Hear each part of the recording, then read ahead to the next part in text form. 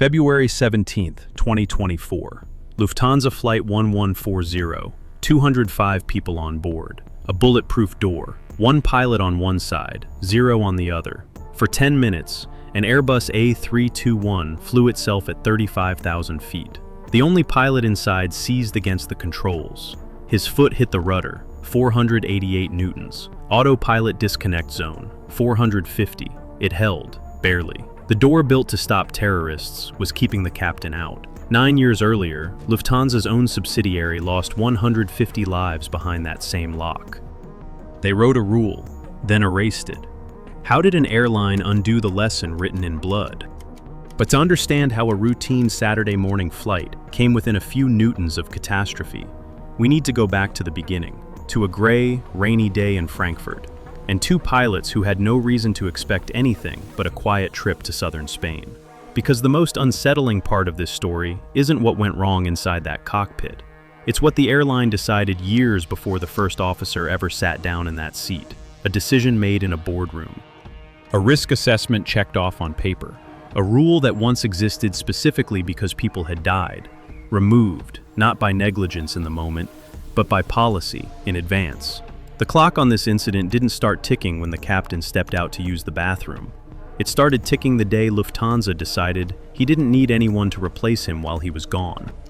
And by the time that decision collided with a medical condition no exam had ever caught, 205 people were sealed inside an aluminum tube, moving at 500 miles per hour, with a bulletproof door between them and the only person who could help, and no one on the other side of that door conscious enough to care. Saturday the 17th of February, 2024, was a cloudy, damp morning in Frankfurt. Rain had been falling since dawn, and the temperature sat around 50 degrees, the kind of weather that makes a southbound flight feel like a reward. For the two Lufthansa pilots, scheduled to operate Flight 1140 down to Seville, Spain, this was the final day of a 4-day rotation they had flown together. 4 days of shared cockpits, shared briefings, shared rhythm. The captain later described his first officer as SOP-minded and highly competent. They had gotten along well. The captain was 43. He held an airline transport pilot license and was currently rated on the Airbus A321 family. His medical certificate carried one limitation: corrective lenses, something common enough among commercial pilots to barely register. His first officer was 38, flying on a multi-pilot license first issued in 2019. His medical certificate carried no limitations at all. His most recent examination, 9 months earlier, had found nothing out of the ordinary. No flags, no follow-ups, no reason for concern. Around 8 that morning, the two met in the crew room at Frankfurt Airport to plan their day. The weather in Seville was forecasted sunny. The flight plans looked standard. No significant weather advisories, no operational complications. They agreed on fuel, then walked over to brief their 4 cabin crew members. After that, the entire crew headed toward the gate, where their aircraft was already waiting. An Airbus A321, registration Delta Alpha India Sierra Oscar. A long, narrow, single-aisle jet powered by 2 IAEV 2500 engines, the longest member of the A320 family, and critically, an Airbus. That detail is about to matter more than anyone on board could have known. The pilots decided the first officer would fly the leg to Seville, while the captain handled monitoring duties. A standard arrangement. It gave the captain time to review the technical log and complete the first walk-around. The log came back clean, no outstanding items. The captain stepped outside to inspect the aircraft. The first officer stayed behind and began setting up the cockpit. Since this was the first flight of the day, those preparations included a functional check of the cockpit security door, the bulletproof barrier between the flight deck and the passenger cabin, complete with its keypad, its emergency code, and its toggle switch that could lock out the entire world from inside. Everything checked out. The door worked exactly as designed. Passengers began boarding shortly after. All 199 of them settled into their seats, carry-ons stowed, seatbelts fastened. The cabin crew counted heads, confirmed the manifest, and closed the doors. At 0941 UTC, Flight 1140 pushed back from gate A13 and started engines. The pilots requested taxi instructions and rolled toward runway 18. Pre-departure checks went smoothly. Nothing out of sequence, nothing unusual. At 9:57, the first officer advanced the thrust levers. The A321 accelerated down the runway, rotated, and climbed into the overcast German sky. They turned west toward Paris, then south, climbing toward their cruising altitude of flight level 350, 35,000 feet. As Frankfurt disappeared behind them, the flight settled into the quiet routine of cruise. The captain began logging times, checking fuel burn against the plan. The first officer monitored instruments, tracked the route. Somewhere over France, coffee was likely poured. But 900 miles ahead, over the Spanish interior, something was already waiting. Something no medical exam had ever found, no checklist had ever caught, and no conversation between two pilots who trusted each other completely could have revealed. The first officer felt fine. He sounded fine. In 36 seconds, he would be neither. To understand why what happened next was so dangerous, you need to know something about cockpit doors. Before September 11, 2001, cockpit access was simple. Doors were light, often unlocked, sometimes left open during flight. Hijackings happened, but they were political. Negotiations, diversions, eventual surrenders. No one had imagined an aircraft turned into a weapon. After 9/11, everything changed. Starting in 2003, all commercial cockpits began receiving reinforced security doors. Bulletproof, blast-resistant, and electronically locked. The principle was absolute. Pilots inside the cockpit must always have the ability to deny entry, no matter what was happening outside. Even if hijackers took hostages, even if they obtained crew codes, the door would hold. The aircraft could not be turned into a missile. But no one had considered what would happen if the threat came from inside. On March 24, 2015, a Germanwings Airbus A320 was flying from Barcelona to Dusseldorf with 150 people on board. The captain left the cockpit for a bathroom break. The first officer, who had been suffering from undisclosed psychological issues, locked the door behind him. When the captain returned and entered the access code, the first officer used that same toggle switch, the one that can override any entry attempt, and selected it to lock. The captain pounded on the door. The cabin crew tried the intercom. Nothing. On the other side of that bulletproof barrier, the first officer set a descent rate on his autopilot panel and flew the aircraft and everyone on it into a mountainside in the French Alps. All 150 died. Germanwings was a wholly owned subsidiary of Lufthansa. The industry reacted swiftly. 3 days after the crash, the European Aviation Safety Agency, EASA, issued Safety Information Bulletin 2015-04, recommending that 2 authorized persons remain in the cockpit at all times. If a pilot needed a bathroom break, a cabin crew member should enter and stay until the pilot returned. Most airlines adopted the rule immediately. Lufthansa, reeling from the loss of its own subsidiary's aircraft and 150 lives, implemented it fleet-wide. The rule existed because people had died. It existed because the lock that was supposed to protect had been used to kill. And for a while, the lesson held. Then it didn't. In 2016, EASA reevaluated. Some airlines argued that having cabin crew rotate through the cockpit created new security vulnerabilities, unauthorized personnel near sensitive controls, additional door openings during flight. EASA responded by issuing a revised bulletin, SIB 2016-09, which softened the mandate. Instead of requiring 2 people in the cockpit, it now recommended that each airline assess the risks and decide for itself. Lufthansa did its assessment. And Lufthansa decided that the 2-person rule was no longer necessary, at least not during cruise, at least not for short absences like bathroom breaks. The captain leaving the cockpit was still expected to evaluate the remaining pilot's physical and psychological fitness before stepping out. But if everything looked fine, the pilot could be left alone. On this particular morning, everything looked fine. The captain and the first officer had been flying together for 4 days. They trusted each other. They were talking about weather and operational details just moments before the captain stood up. The first officer was alert, engaged, behaving completely normally. There was nothing to suggest that what was about to happen was even possible. At 10:31 and 30 seconds UTC, somewhere over the Spanish interior, about 90 miles northeast of Madrid. The captain handed the radios to the first officer, got out of his seat, checked the galley area outside, and stepped through the cockpit door. The lock clicked behind him.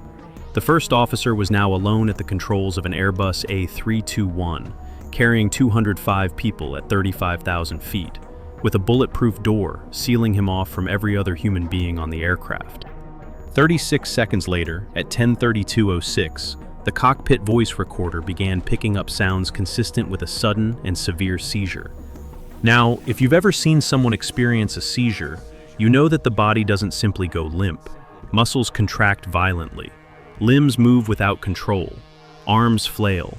Legs extend and press. And in a cockpit, one of the most switch-dense environments ever designed, an uncontrolled human body becomes something terrifying, because everything within reach can be activated. In the passenger cabin, 199 people sat reading, dozing, watching the clouds below. The seatbelt sign was off. Flight attendants moved through the aisles. No one felt anything unusual. No one had any reason to.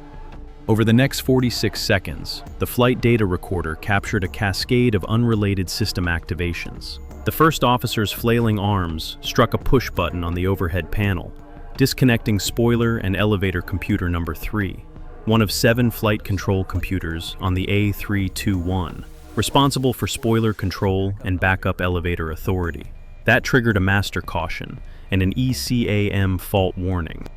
His hands swept across the central pedestal and rotated the weather radar mode selector from weather plus turbulence to turbulence only.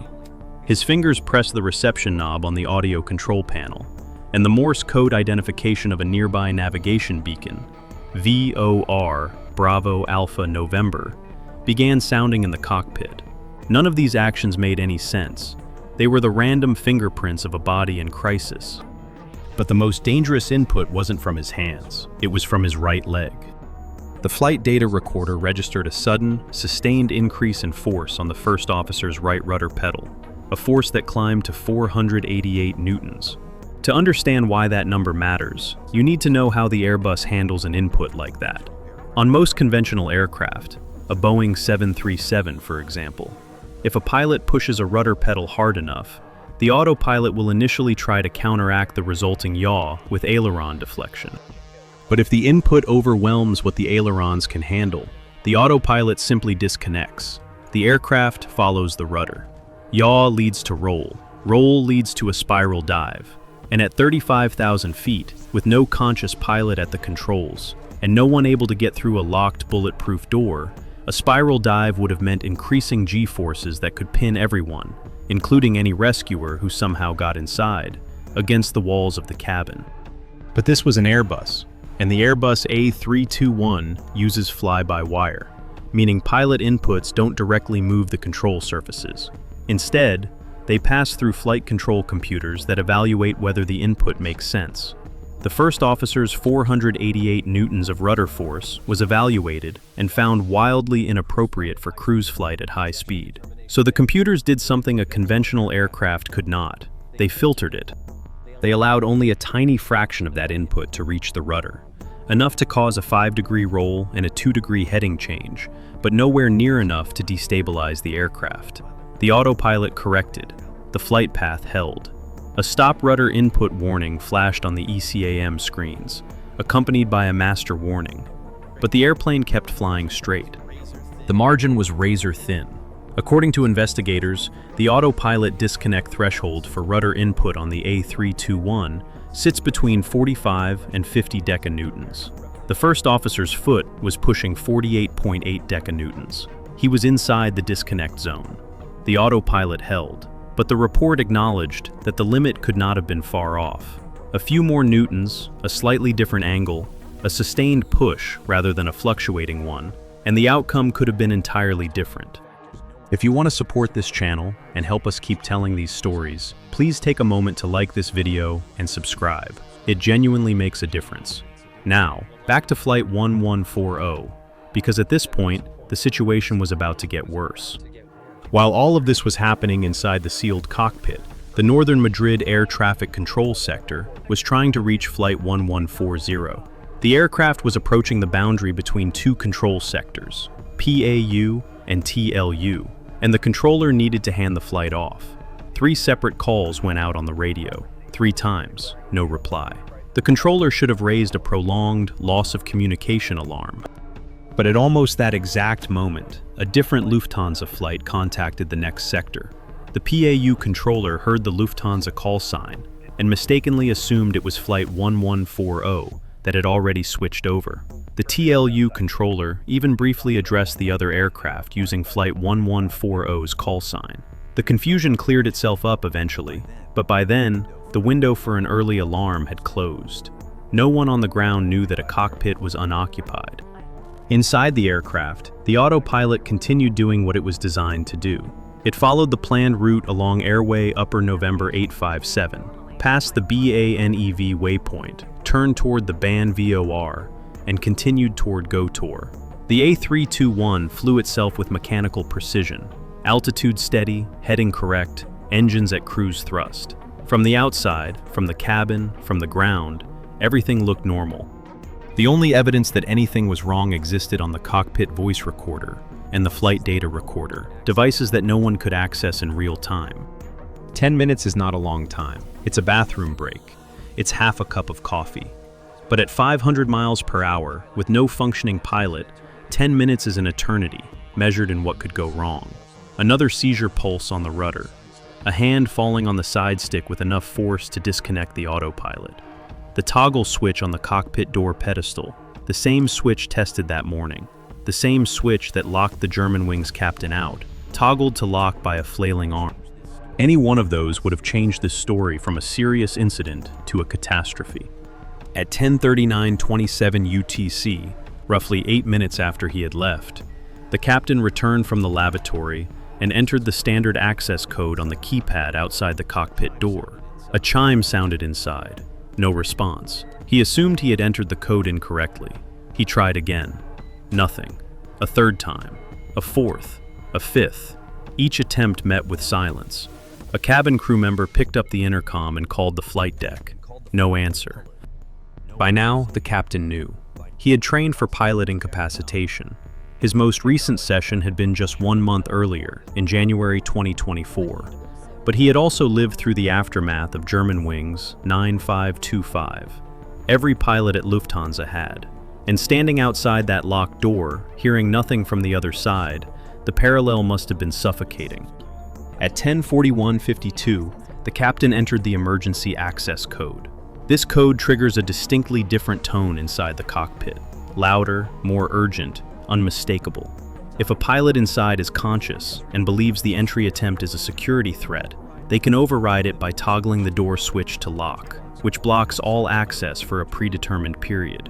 But if no one responds, the door unlocks automatically after a timed delay. The captain entered the code and waited. Those seconds, standing in the galley of a moving aircraft, staring at a sealed door, not knowing if the person on the other side was incapacitated or something worse, were likely the longest of his career. Then, before the timer expired, the door clicked. The first officer, apparently emerging partially from the worst of his seizure, had managed to toggle the switch to unlock from inside. The door opened. The captain stepped through. It is 10:42:04 UTC. The captain sees his first officer, pale, drenched in sweat, moving erratically. He takes control of the aircraft immediately. His hands go to the controls. His eyes sweep the instrument panel. Altitude, heading, speed, all holding. The ECAM screens show the SEC3 fault and the stop rudder input warning. He begins working through the cautions, resetting what the first officer's seizure had disturbed. He calls for the cabin crew. They arrive and see what the captain has already assessed. The first officer is in no condition to fly. He is removed from his seat and carried into the forward galley. A doctor traveling as a passenger comes forward, examines the first officer, and diagnoses a possible cardiac condition. Based on that assessment, the captain makes the decision to divert. Madrid is 88 nautical miles to the southwest, the closest suitable airport. The captain contacts the northern Madrid controller, the same one who had been trying to reach the aircraft minutes earlier. That controller must have been startled. He had believed Flight 1140 was already on another frequency. The captain requests descent, explains there is a medical situation, and asks for vectors to Madrid Barajas. He later declares a medical emergency and requests an ambulance on arrival. The descent begins. The captain is now alone in the cockpit, performing the jobs of two pilots simultaneously. He sets up the arrival, calculates performance, briefs himself out loud. He runs the checklists. He makes the radio calls. He coordinates with the cabin crew using ANITS briefing: nature, intentions, time, special procedures. He makes a passenger announcement, explaining calmly what is happening, asking everyone to remain seated after landing, to allow medical personnel access. Somewhere behind him, 199 passengers sit with the knowledge that one of their pilots has been carried out of the cockpit on a stretcher. The aircraft is vectored for the ILS approach to runway 32 left at Madrid Barajas. The captain flies it alone. At 11:04 UTC, Lufthansa Flight 1140 touches down safely and taxis off the runway. A follow-me car guides the aircraft to stand 10, close to the runway, where an ambulance is already waiting. The first officer is offloaded and rushed to a nearby hospital. After several tests, the doctors confirmed what the onboard physician had suspected, but the underlying cause was not cardiac. The first officer had suffered a seizure caused by a previously undiagnosed neurological condition, a condition that had never shown symptoms before, a condition that would not have been detectable in any standard aeronautical medical examination, unless it happened to be symptomatic at the exact moment of the exam. His medical certificate was immediately suspended. He had passed his last examination without a single flag, just 9 months earlier. In his post-flight interview, the first officer told investigators that he had lost consciousness at some point after the captain left the cockpit, and had no memory of anything until he woke up on the galley floor, being attended to by the cabin crew and the doctor. He could not recall the seizure, the switches his arms had hit, the rudder his foot had pressed, or the door he had somehow managed to unlock. The last thing he remembered was flying over Zaragoza. The next thing he remembered was staring up at strangers. Spain's CIAIAC, the Civil Aviation Accident and Incident Investigation Commission, led the investigation. What they found confirmed the timeline and raised questions that extended far beyond the cockpit of Flight 1140. The investigators examined the flight data recorder and cockpit voice recorder, both of which had been preserved by the captain after landing. The data showed that the aircraft had flown for approximately 10 minutes in cruise, with the autopilot engaged but without any conscious pilot supervision. During that time, the first officer had inadvertently activated multiple systems, applied dangerous rudder force, and triggered several warnings, all while the captain was locked outside a bulletproof door, and air traffic control had no idea anything was wrong. The investigation then turned to the question that mattered most, not what happened, but why it was allowed to happen. The answer led directly back to EASA's Safety Information Bulletin 2016-09 and Lufthansa's response to it. The report confirmed that Lufthansa had initially adopted the two-person cockpit rule after Germanwings 9525, but it also confirmed that the airline had later reversed that policy, following a risk reassessment permitted under the revised EASA guidance. The airline had concluded that requiring a second person in the cockpit during short pilot absences in cruise did not meaningfully increase safety. The investigators did not use the word wrong. They did not assign blame, but they made their position clear. This incident, they wrote, has highlighted the benefit of having another authorized person on the flight deck when one of the two pilots leaves for physiological or operational reasons. The investigators dug into the broader data on pilot incapacitation. The numbers were sobering. The FAA had identified 39 cases of in-flight pilot incapacitation over a 6-year period in the United States alone. A British study found 36 incapacitations and 4 sudden pilot deaths in a single year. Australia averaged 23 incidents annually. The CIAIAC itself found 30 cases in Spain over the past decade, and 287 across Europe between 2019 and 2024. The causes ranged from gastrointestinal illness to cardiovascular events to neurological episodes, exactly like the one that struck the first officer of Flight 1140.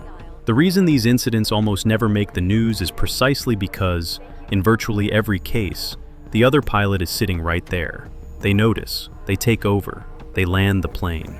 The system works, but only when the system is intact, only when there are two people behind that door. The investigators also identified 3 previous European incidents in which an incapacitated pilot had involuntarily acted on the flight controls during a seizure. In 2 of those cases, the autopilot disconnected, but in all 3, the other pilot was present on the flight deck and took immediate control. Flight 1140 was different. Flight 1140 was what happens when the second chair is empty. If another person had been on the flight deck that morning, even a cabin crew member with no flying training, they could have recognized the seizure immediately. They could have called the captain. They could have unlocked the door. The 10-minute gap would not have existed. The 488 newtons on the rudder would have been caught in seconds, not minutes. The confused radio calls from Madrid ATC would never have happened. And a captain would not have stood outside a locked cockpit door, reliving the worst moment in his airline's history. For the neurological condition itself, the investigators acknowledged a hard truth. There was no way to have caught it earlier. The condition was asymptomatic until the moment it wasn't.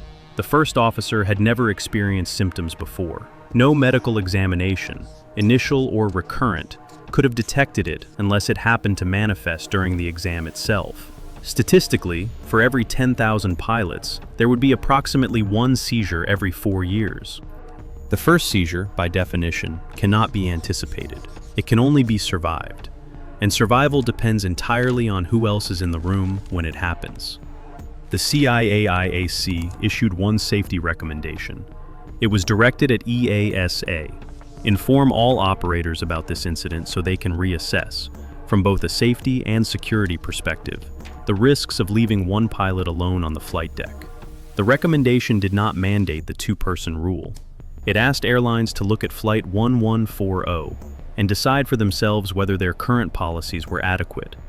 After the Germanwings tragedy, the industry wrote a rule in the blood of 150 people, 2 authorized persons in the cockpit at all times. Germanwings was a Lufthansa subsidiary. The victims were on a Lufthansa family aircraft. The rule was adopted because the lock that was meant to protect had been used to kill, and the answer was simple: make sure someone is always there to open it. Lufthansa adopted that rule. Then, after EASA softened its guidance, Lufthansa removed it. 9 years later, on a quiet Saturday morning over Spain, that decision was tested. An Airbus A321 with 205 people flew for 10 minutes with no conscious pilot at the controls. A seizure pushed the rudder to the edge of what the autopilot could absorb. A toggle switch, the same type of switch that sealed the fate of Germanwings 9525, sat within inches of a flailing hand that could have locked the captain out indefinitely. The door held its lock. The autopilot held its course. The computers filtered what a conventional aircraft could not. And a captain, standing in a galley with his heart in his throat, got back inside with seconds to spare. Everyone on Flight 1140 walked off that aircraft in Madrid. The first officer was treated and released from the hospital the same day, though his flying career, in all likelihood, was over. The captain's training, composure, and precise execution of emergency procedures were credited by investigators as critical factors in the safe outcome.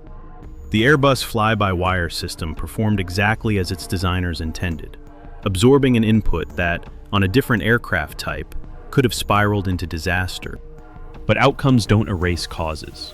205 people survived not because the system worked, but because the system got lucky. Lucky that it was an Airbus and not a Boeing. Lucky that 488 newtons fell just inside the threshold instead of just outside it. Lucky that a seizing pilot's arm didn't find the door lock toggle. Lucky that the emergency code timer ran long enough. None of those margins were created by the policy that left the cockpit empty. They existed in spite of it. The next time you board a flight, somewhere during cruise, one of the pilots will probably step out for a few minutes. Whether someone steps in to take their place depends on which airline you're flying, which country you're in, and which version of a safety bulletin your carrier decided to follow. It is, as of today, still a choice. A choice that was first written in response to 150 deaths. A choice that was tested by 205 lives. And a choice that, depending on who you ask, may still not have a final answer. In 2015, a locked cockpit door killed 150 people. In 2024, a locked cockpit door almost did it again. Not through malice, but through absence. The mechanism was different. The lock was the same. If you found this story worth telling, subscribe and turn on notifications so you don't miss what comes next. And if you want to understand how a single design choice in an aircraft's flight control system once turned a minor turbulence encounter into a fatal nosedive, that story is waiting for you right here.